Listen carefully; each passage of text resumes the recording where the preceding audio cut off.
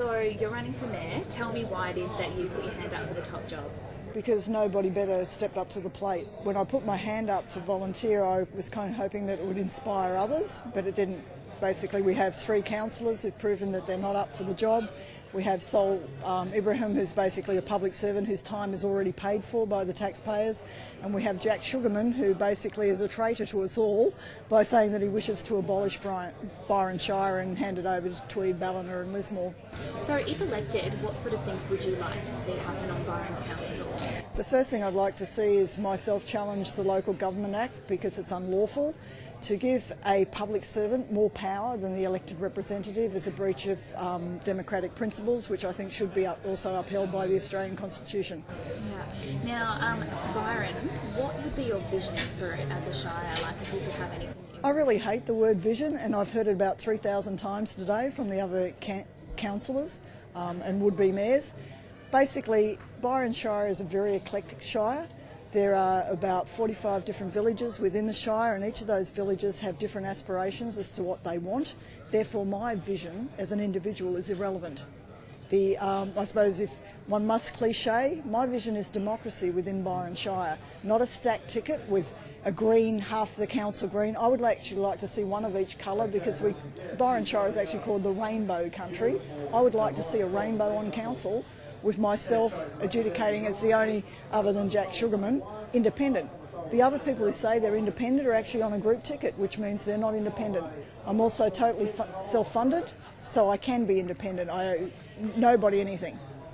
Any issues on council at the moment or that are before council that you think that you'd like to address? There are a lot of issues, the amount of money spent on legal unnecessarily. There's also been a bit of injustice with the licences that have been issued. People who've put a lot of effort and money into operating a business under licence have been stripped under a tendering system, which is not just. I'd like to address that. Obviously, we've always had the pothole problem. I've spent a fortune on my car as well.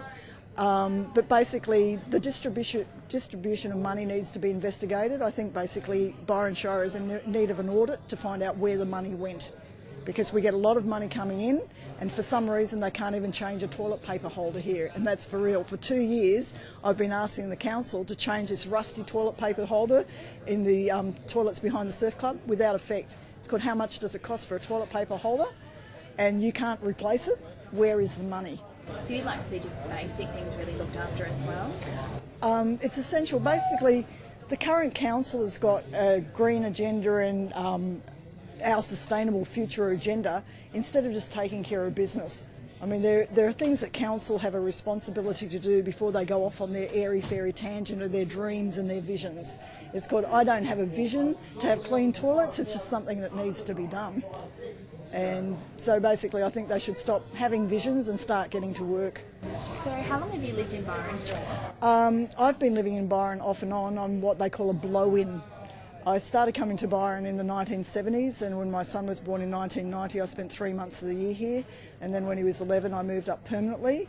When he was 15 I moved back to St Kilda for a little while because of his education, and when he went into the army, he's a landmine clearer, not a commando.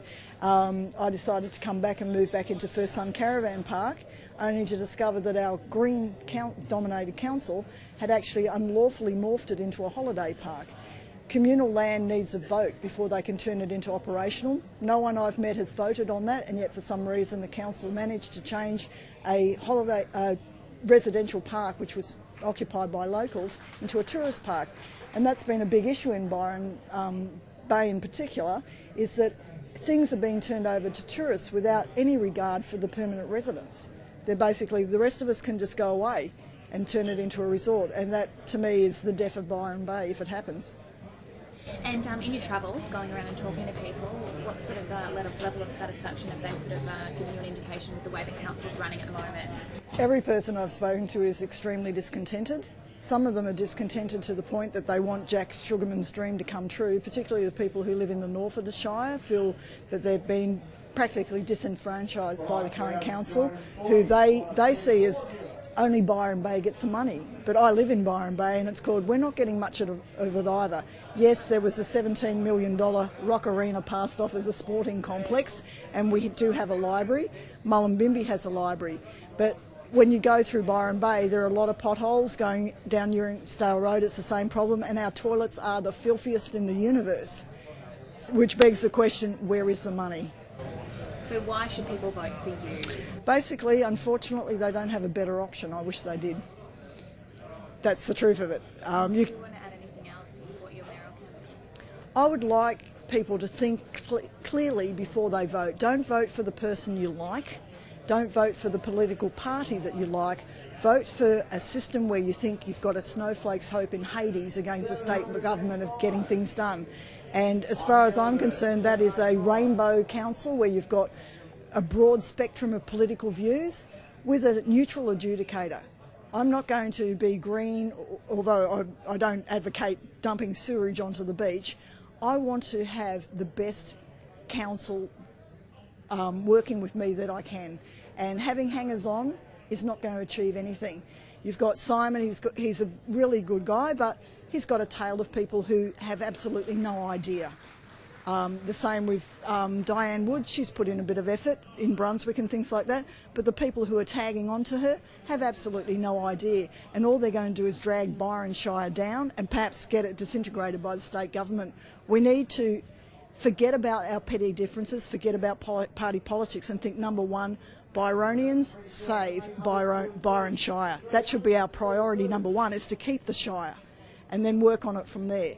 I would like to see us all unite and say, sorry, Byronians are Byronians. Yes, we might be a little bit out there compared to a lot of other people in other shires, but we will work together to keep our shire, and the only way we can actually be a good council is to give authority back to the mayor, because a general manager from outside really doesn't care about us. Graham Faulkner demonstrated that. He whipped off to Norfolk Island as fast as he could, and he's never cared about Byron Shire.